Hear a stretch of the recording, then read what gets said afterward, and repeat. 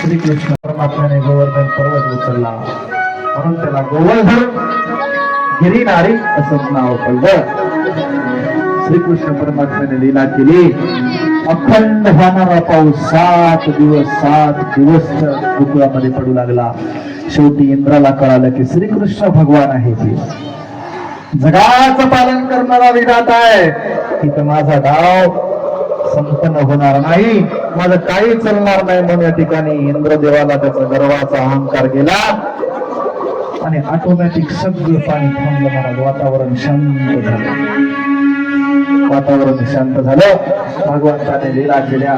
सगळ्या गोपाळांना, सगळ्या गोकुळवासियांना कळालं की हा सामान्य कोणी नाही. महाराज या खाली आता 7 दिवस झाले, सामान्य कोणी